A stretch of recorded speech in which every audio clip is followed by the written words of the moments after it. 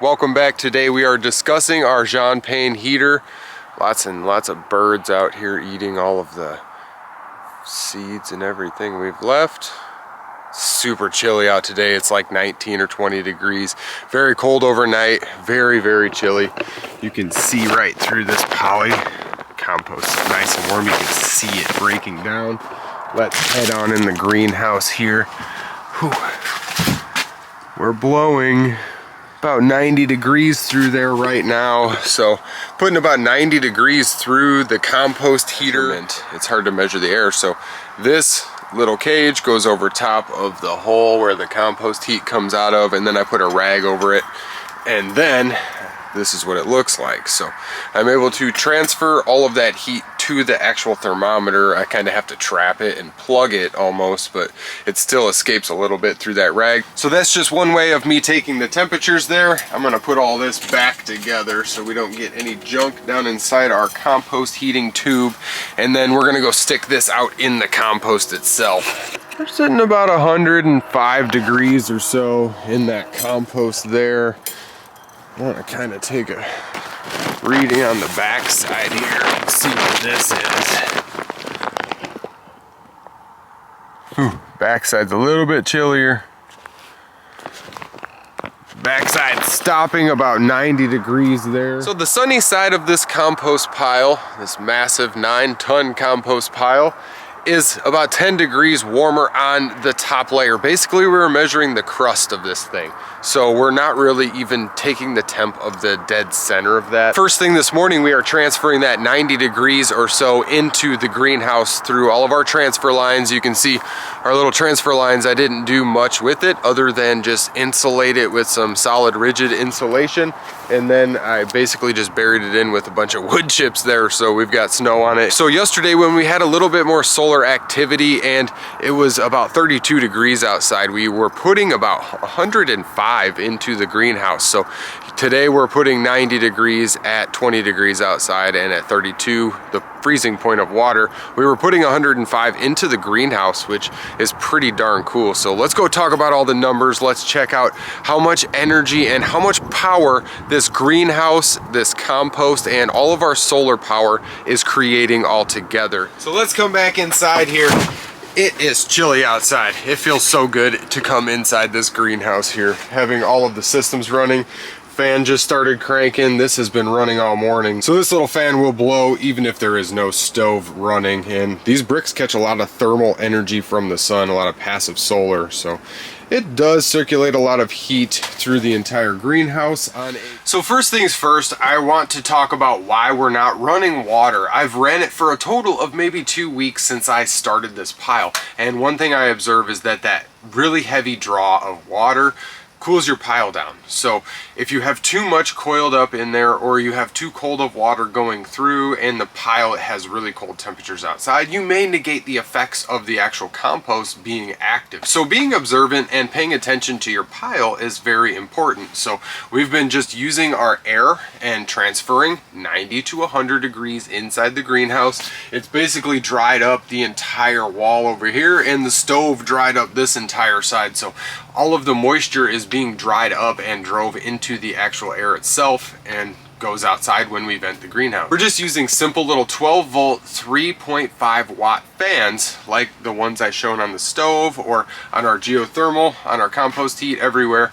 Those are 3.5 watt draw, and that is very minimal, and that's why we rely on those on cloudy days, because the more draw you have, the less you're going to be able to operate off minimal solar systems, spending the least amount of money on your solar and everything to get going. So doing this with a minimalist and broke person setup like I've always done, we just basically buy $60 to $100 solar panels. They pay for themselves within the first year if you break it down to how much electricity they output. So I want to say that this year we did things differently relating to compost heating. We did a massive pile, and we didn't insulate with leaf bags and stuff like that. With that larger pile, we're creating a large crust on the outside, but with that large poly, that extra piece of poly I had on it, it's keeping the outside pretty darn active even when it's like 15 single digit temperatures outside. And that leads me to believe that that extra poly on top is allowing a greenhouse effect in there and keeping it really, really active. So I really like that. I let it get a bunch of rain, took the old black tarp off, and I put the clear poly on that pile. And it's been rolling for about 2 months now, almost 2 months. It's been burning or something. I'd have to look and see, but let's say that we've got 20 degrees for an average temp overnight. That's not too bad, not too cold, not too warm. It's pretty darn chilly and cold enough to kill plants that are outside. So from 20 to 60 is a 40-degree difference, and on a 520 square foot area with very poor insulation,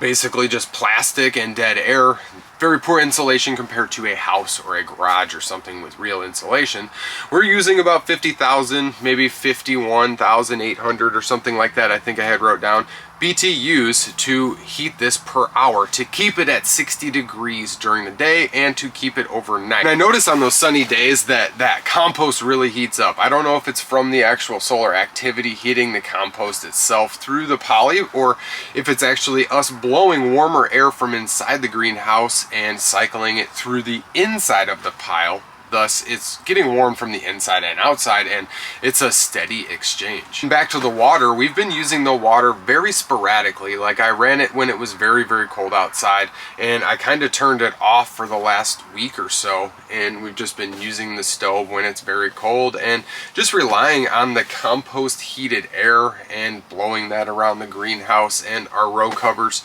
and our geothermal. So everything we've got, all the systems we've got set up are operating properly, and I'd like to get my water lines moved over to the beds that actually have all the plants on them and away from our pond here. So I just wanted to turn the camera around here and show the rest of the greenhouse. It's so warm in here, I really don't even need a hat on anymore. These are all the plants we are trying to keep alive. The pond I speak of, I just wanted to keep it interesting. Before I break down how much power this greenhouse is creating, I'm just going to tell everybody we are creating about 59,780 BTUs potentially from our compost pile. It would be maybe 5,000 to 6,000 less with the crust being frozen solid if it was negative outside. So we'd probably be producing about 53,000 BTUs per hour, and just basing it off 50,000 BTUs flat, we're going to produce about 14 kilowatts, or about 14,000 some odd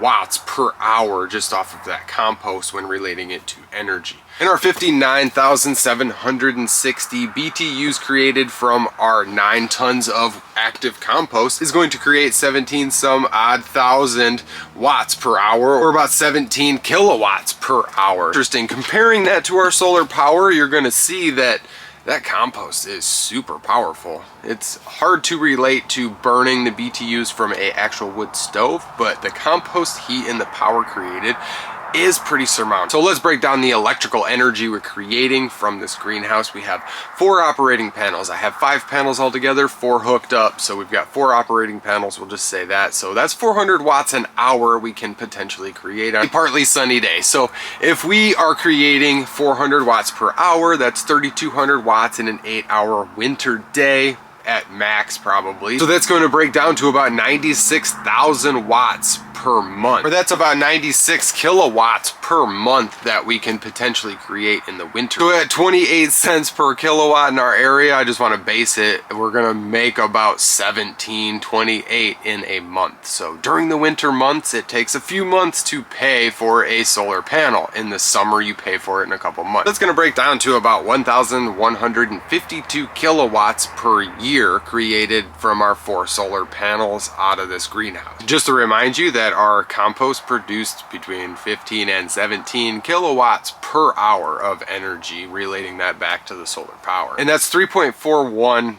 BTU per 1 watt. That's how they relate to each other. It was just a quick exercise to kind of relate everything back to each other and show what works best and just how much power we're creating in the dang greenhouse. It's pretty darn cool to say, hey, I'm creating 17 or so kilowatts per hour from my compost. I'm creating 400 watts per hour from my solar panels.